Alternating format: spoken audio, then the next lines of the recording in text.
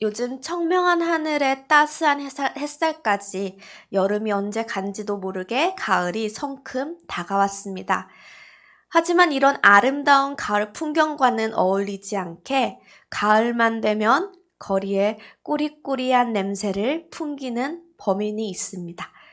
해마다 가을에 은행 열매에서 나는 고약한 냄새 때문에 악취 민원이 끊이지 않아서 일부 지자체에서는 요즘 은행 열매 조기 제거 작업에 들어갔다고 합니다. 냄새, 향기는 우리 삶에서 뗄래야 뗄 수 없는 요소 중 하나입니다. 우리는 살아가면서 매일 여러 종류의 향기를 맡고 살아갑니다. 우리가 먹는 식품에도 다양한 향이 있죠. 식품 자체적으로 향이 있기도 하고 또한 인위적으로 만들어진 향도 있습니다. 예를 들면 사탕이나 음료수 이런 데는 첨가된 향이죠. 또한 우리는 살아가면서 여러 향을 풍기며 살아갑니다. 사람마다 채취가 있고 또한 패션처럼 자신을 드러내는 하나의 표현 수단으로 샴푸나 화장품 또한 향수를 통해 여러 향기를 풍기죠. 오늘 본문 말씀을 보시면 꼭 곳곳에서 향기가 배어 나오는 것과 같이 이 6절밖에 되지 않는 짧은 본문에 냄새라는 단어가 무려 3번이나 반복되어져 나옵니다. 또한 15절 말씀에 보면 우리 믿는 자들을 가리켜 그리스도의 향기라 비유하고 있습니다. 그렇다면 왜 사도 바울은 본문에서 향기라는 이 단어를 주제를 사용하였을까요? 사도 바울은 사람의 마음을 움직이는 이 향기의 힘을 잘 알고 있었기 때문입니다. 본문이 기록될 당시 로마 군대의 개선 행진에는 한 가지 특별한 의식이 있었습니다. 그것은 군인들이 향기 나는 향료를 거리에 뿌리며 행진하는 것이었습니다. 향료에서 새어나오는 향기는 순식간에 거리에 퍼졌고 그 향기를 맡은 사람들은 거리에 뛰쳐나와 함께 승리의 기쁨을 함께 했습니다. 향기는 곧 로마 군대의 승리를 상징하는 것이었고 사람들의 마음에 큰 기쁨을 주었습니다. 사도 바울은 이러한 로마 군대의 행진을 떠올리며 오늘의 14절 말씀을 기록합니다. 항상 우리를 그리스도 안에서 이기게 하시고 우리로 말미암아 각 처에서 그리스도를 아는 냄새를 나타내시는 하나님께 감사하노라.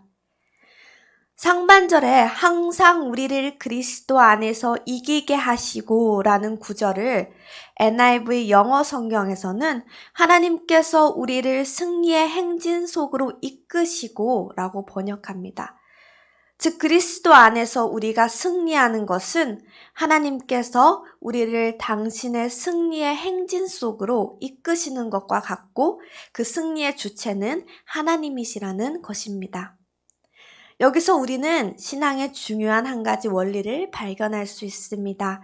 그것은 바로 하나님의 승리가 우리 믿는 사람들의 승리가 된다는 것입니다. 이는 마치 로마 군대의 승리를 개선 행진에 참여한 모든 사람이 함께 누린 것과 같습니다. 하나님께서 우리에게 승리를 허락하셨고 우리는 하나님께서 이루신 그 위대한 승리의 대열에 그저 은혜로 참여하고 그 승리를 함께 누릴 뿐입니다. 나의 공로나 나의 노력이 아닌 오직 하나님의 은혜와 사랑으로 그 승리를 누리는 것입니다. 그런데 사도 바울의 말은 여기서 끝이지 않았습니다. 그는 하나님께서 우리에게 이런 승리의 은혜를 허락하신 이유가 있다고 말하고 있습니다.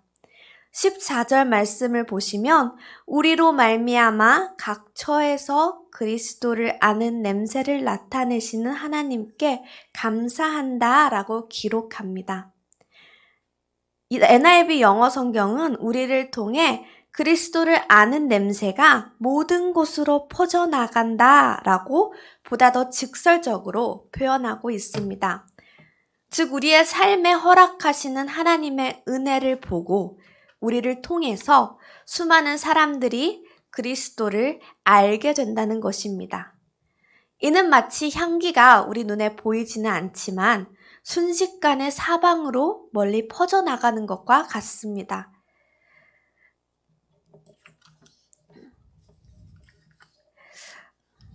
그래서 사도 바울은 오늘의 본문 15절 말씀에서 우리 믿는 자들을 그리스도의 향기라고 하였던 것입니다.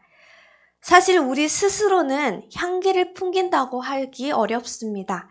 죄로 인해 하나님이 창조하실 때에 보시기에 좋았더라 하는 그 향기로운 모습은 왜곡되어졌고 죄의 악취가 진동하는 죄인의 모습이 되었습니다. 그러나 하나님의 구원의 은혜로 예수님을 만나 예수님이 우리 안에 거하시면서 이제는 내가 아닌 내 안에 그리스도께서 사시면서 우리는 새 생명을 가진 자가 되고 예수님의 새 생명을 삶에서 드러내는 자가 되었습니다. 이러한 새 피조물로서 예수님이 내 안에 거하신다면 우리는 어떠한 향기를 풍기고 살아가야 할까요? 또 우리는 어떠한 향기를 풍기며 살아가고 있을까요? 하나님의 은혜와 사랑이 가득한 그리스도를 닮은 그리스도의 향기입니까? 아니면 세상에 헛된 것으로 가득 찬 이 세상을 닮은 향기입니까? 우리 모두가 그리스도의 향기로 충만한 인생이 되기를 바랍니다. 그때 우리는 수많은 영혼들을 주님 품으로 인도하는 축복의 통로가 될 줄로 믿습니다. 우리는 그리스도의 향기입니다. 그렇다면 그리스도의 향기는 우리 삶 속에 구체적으로 어떤 모습으로 드러날까요? 그리스도의 향기로 가득한 인생은 복음을 위해 살게 됩니다.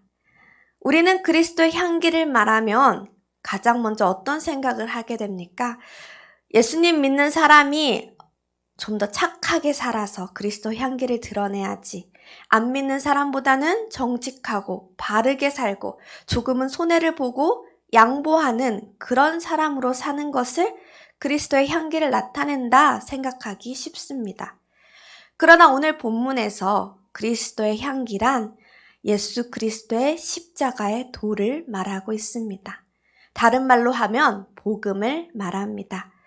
12절의 말씀을 한번 다시 읽어보겠습니다. 내가 그리스도의 복음을 위하여 드로아의 이름에 주 안에서 문이 내게 열렸으되. 사도 바울은 드로아에 도착했다고 말하고 있습니다. 이 드로아라는 지역은 바울이 2차 전도 여행 중에 들렸던 장소입니다. 바울은 이 드로아에서 아시아로 가길 원했습니다. 하지만 성령께서 이를 허락하지 않으셨고 오히려 마게도니아로 와서 복음을 전해달라는 마게도니아 사람의 환상을 보여주십니다. 결국 사도 바울은 드로아에서 아시아로 가지 않고 유럽으로 가게 됩니다. 그리고 시간이 흘러 3차 전도 여행 중에 있었던 바울은 드로아를 기억합니다. 그리고 다시 드로아에 방문합니다. 사도 바울은 12절 상반절에서 이렇게 고백합니다. 내가 그리스도의 복음을 위하여 드로아의 이름에. 사도 바울이 드로아로 갔던 이유는 오직 하나, 바로 복음 때문입니다. 바울은 항상 복음을 위해 헌신하는 사람이었습니다. 자신의 평생 사명을 이방인에게 복음을 전하는 것으로 생각했습니다. 여기서 그리스도의 복음은 복음의 핵심이 그리스도이시며 복음의 내용은 십자가와 부활을 통한 구원임을 강조하고 있고 문이 열렸으되는 복음을 전할 때에 하나님이 문을 열어주심으로 전할 수 있었다는 것입니다. 하지만 한 가지 바울의 마음을 편치 않게 하는 일이 있었습니다. 바울은 편지를 들고 고린도로 간 디도를 이 드로아에서 얼른 만나 고린도 교회의 소식을 듣기 원했지만 드로아에서 디도를 만날 수가 없어 드로아 사람들과 작별하고 바다 건너 마게도니아로 갔습니다. 마침내 바울은 마게도니아에서 고린도에서 돌아온 디도를 만나 고린도 교회에 대한 좋은 소식을 듣게 됩니다. 14절 말씀입니다. 항상 우리를 그리스도 안에서 이기게 하시고 우리로 말미암아 각 처에서 그리스도를 아는 냄새를 나타내시는 하나님께 감사하노라. 바울은 디도를 만나 고린도 교회의 사태 수습에 대한 좋은 소식을 접하고 그리스도 안에서 승리하게 하시고 그리스도를 아는 냄새를 나타나게 하신 하나님께 감사드린다고 말하고 있습니다. 바울은 자신과 자신의 동역자들이 어떤 존재들인지 향기라는 개념을 사용하여서 말하고 있습니다. 우리는 그리스도의 향기를 내뿜는 사람들입니다. 복음을 전할 때마다 그리스도의 향기가 퍼지도록 해야 합니다. 사도 바울은 그런 역할을 감당했습니다. 14절에서 우리로 말미암아 각 처에서 그리스도를 아는 냄새를 나타내시는 이라고 말하고 있습니다. 우리가 각 처에서 복음의 향기를, 그리스도를 아는 냄새를 나타내는 자가 되기를 원합니다. 내가 살고 있는 곳, 내가 일하는 곳, 그곳이 각 처입니다.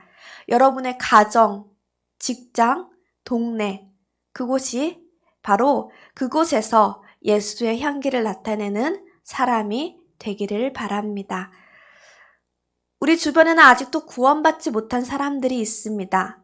가족, 이웃, 직장 동료 중에 구원받지 못한 사람들이 있습니다. 우리는 이들에게 복음의 향기를 나타내야 합니다.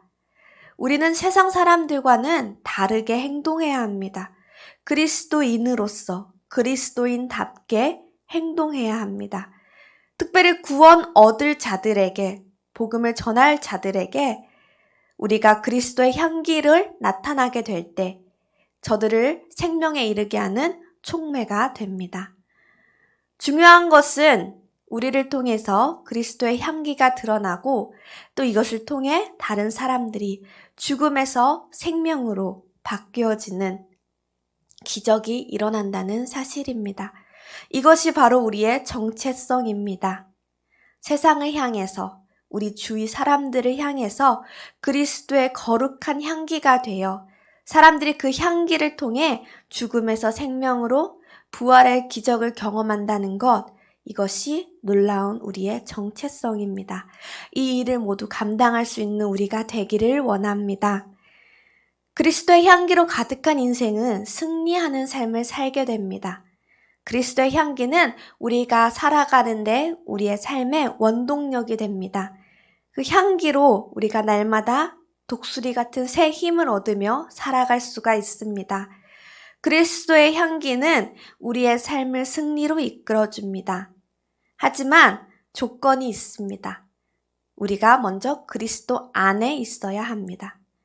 그리스도인이라 해도 항상 잘 될 수만은 없습니다. 환난과 고난을 피할 수는 없습니다. 다만 그것을 우리가 극복할 뿐입니다. 그런데 어려움을 극복하는 그 과정에서 그리스도인은 향기를 풍기게 됩니다. 어떤 사람은 그리스도를 아는 냄새를 풍기고 또 어떤 사람은 반대로 그리스도를 먹는 냄새를 풍깁니다. 그리스도인들은 영적인 싸움에서 승리할 때에 항상 기쁨이 넘치고 하나님을 찬양을 할 수 있습니다. 사도 바울은 항상 어려움 가운데 있었고 헐벗고 굶주림에 살았지만 주님 안에서 승리하는 삶을 살았기 때문에 그것이 그에게 기쁨이 되었고 하나님을 찬양할 수 있었습니다. 이와 같이 믿는 사람들은 주님 안에서 승리할 때에 하나님을 경배하게 됩니다. 그것이 그리스도를 아는 냄새입니다. 어려움 가운데서도 믿음으로 승리했을 때 풍겨나오는 것이 그리스도인의 향기입니다. 주님을 위해서 싸웠을 때, 말씀에 순종하며 어려움을 겪을 때, 믿는 자답게 살아가며 환난을 극복할 때에 그때에 나오는 기쁨과 찬양을 하나님께서 기뻐 받으시는 것입니다. 그리스도 안에서 승리하는 사람의 얼굴과 표정은 무엇인가 다릅니다. 마음속에 근심, 걱정이 가득한 사람은 얼굴이 밝을 수가 없습니다. 그러나 그리스도인은 어려움 가운데서도 믿음으로 승리함으로 밝은 얼굴일 수가 있습니다. 구소련 당시 당국에서는 그리스도인을 잡기가 쉬웠다고 합니다. 어떤 방법이었냐면 공상체제 속에서 사람들의 대부분 낙심하고 어두운 굳은 표정으로 살아갔을 때에 그리스도인들만은 얼굴이 밝았기 때문에 그 얼굴의 표정을 보고 그리스도인들을 알 수 있었다고 합니다. 사도 바울은 그의 서신서를 보면 편지를 쓰는 중에 어려움 가운데서도 고난을 겪고 있음에도 여러 번 하나님을 찬양하는 모습을 우리가 볼 수 있게 됩니다. 어떤 그리스도인은 수년을 함께 생활한 주변 사람들도, 직장 동료들도 그 사람이 교회 다니고 예수님을 믿는 사람인지 알지 못합니다.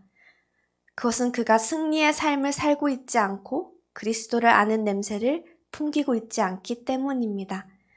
참된 그리스도인은 그 삶에서 승리하게 될 때에 하나님께 대한 경배가 자연스럽게 흘러나오게 되고 그의 냄새를 풍기지 않을 수가 없습니다. 우리 속에서부터 우러나오는 풍성한 예배는 우리가 승리하고 있다는 증거, 주님과 동행하고 있다는 증거인 것입니다.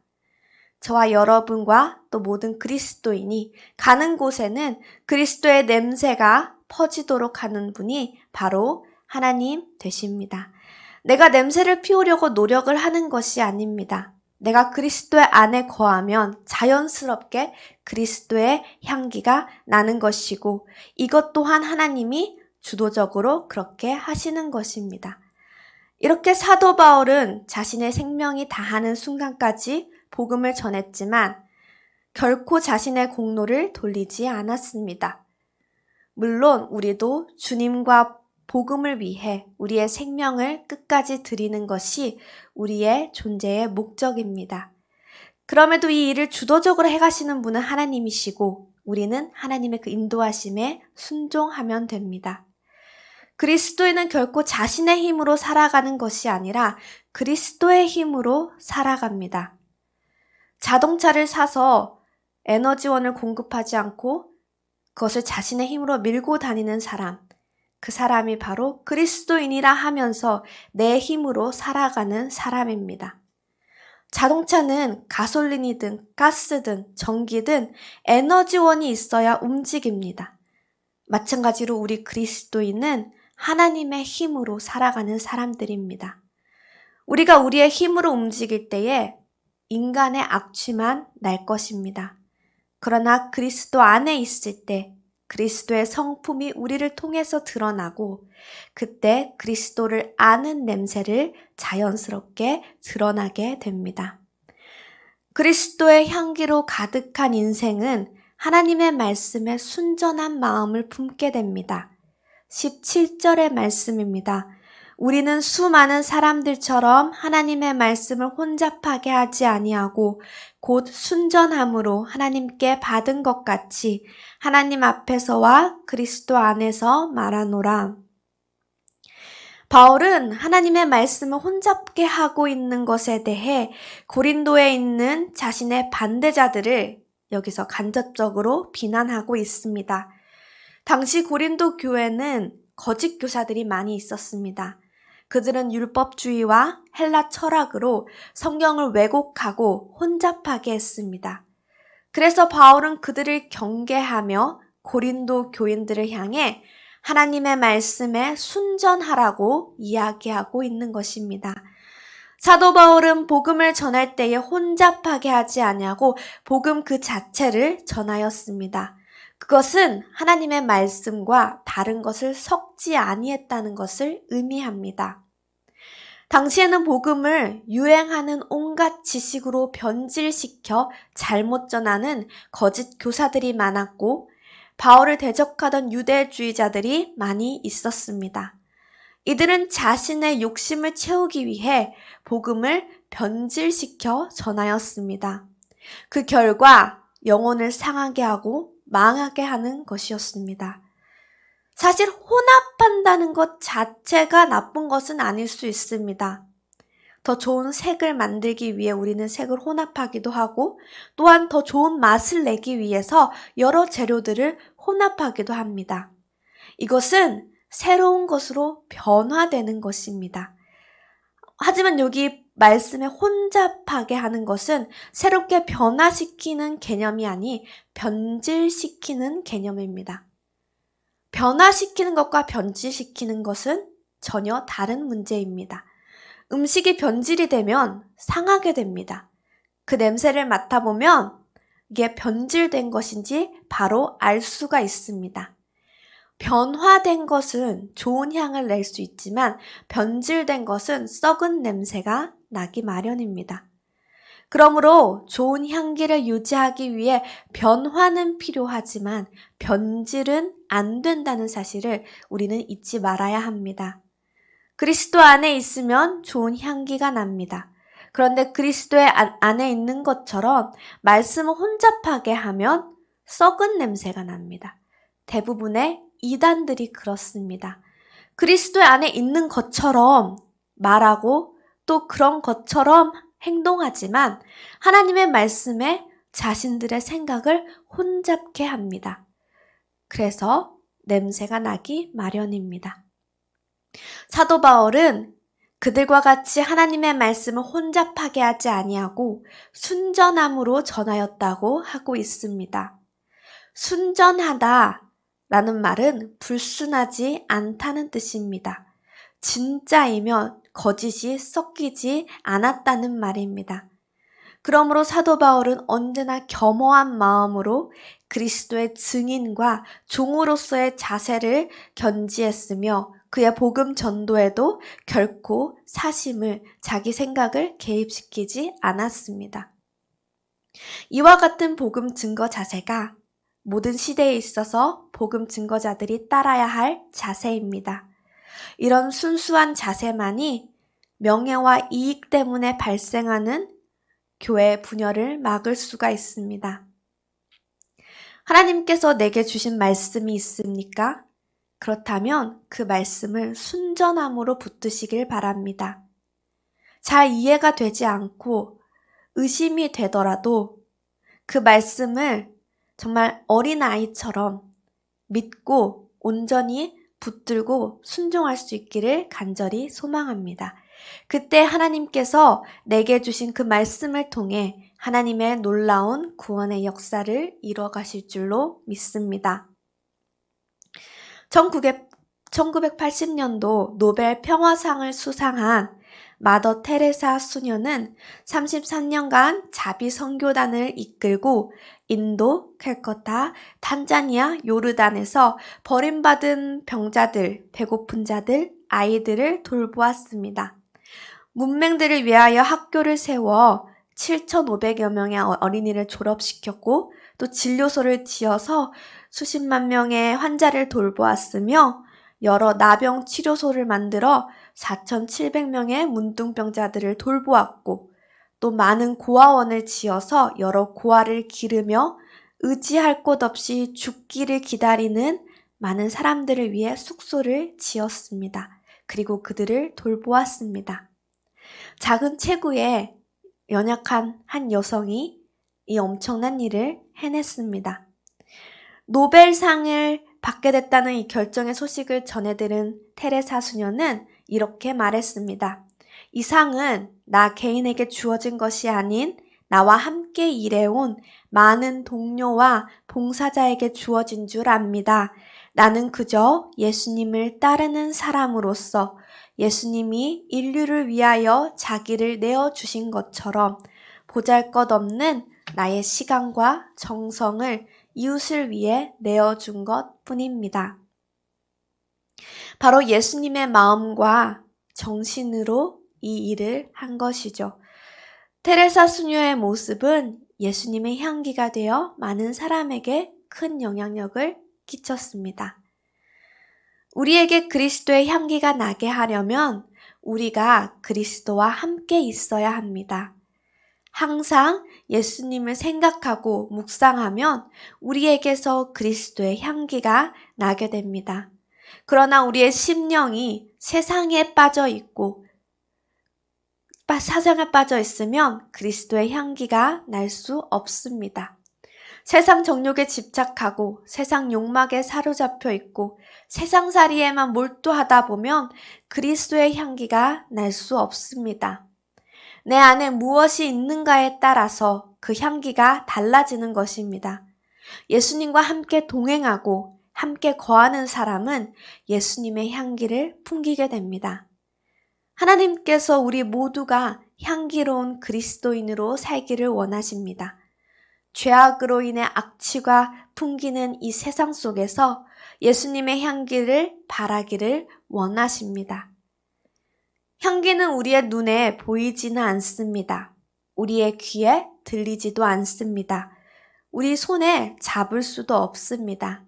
하지만 사람의 마음을 움직이고 생각에 큰 영향을 줍니다. 이것은 우리의 신앙생활에 있어서도 마찬가지입니다. 비록 나는 보잘것없고 할 수 없고 내 인생은 그리 대단해 보이지 않아도 우리가 그리스도 안에 거하고 하나님의 승리가 나의 승리가 될 때에 우리 인생은 수많은 사람들을 주님 품으로 인도하는 그리스도의 향기가 될 줄로 믿습니다. 여러분이 있는 바로 그 자리에서 향기로운 그리스도인들이 되어 세상을 치유하며 변화시키는 그런 그리스도의 향기 성도님들이 되시기를 주님의 이름으로 축복합니다. 우리에게 늘 승리를 허락하신 하나님 아버지 감사를 드립니다. 우리에게 복음을 허락하시고 죄에서 구원하셔서 우리로 복음을 증거하며 그리스도의 향기를 풍기는 그리스도인으로 불러주심에 감사를 드립니다. 주님, 우리가 그리스도인다운 복음에 합당한 삶을 살게 하여 주시옵소서. 우리 안에 그리스도로 충만하게 하여 주시옵소서. 주님께서 우리 삶의 온전한 주인이 되어 주셔서 우리가 주님만으로 만족한 삶을 살게 하여 주시옵소서.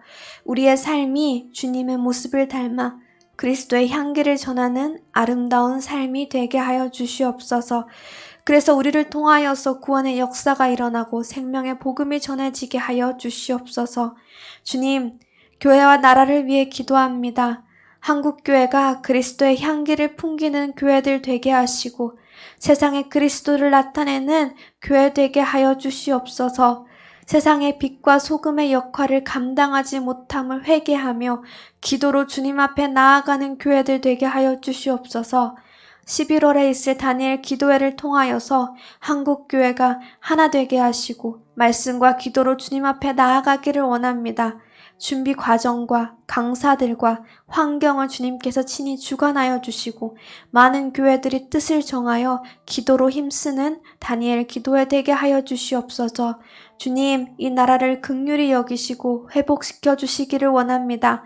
분열과 불신의 영은 떠나가게 하시고 우울함과 분노로부터 이 나라를 회복시켜 주시옵소서.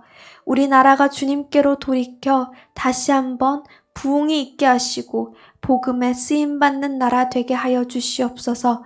예수님의 이름으로 기도합니다. 아멘.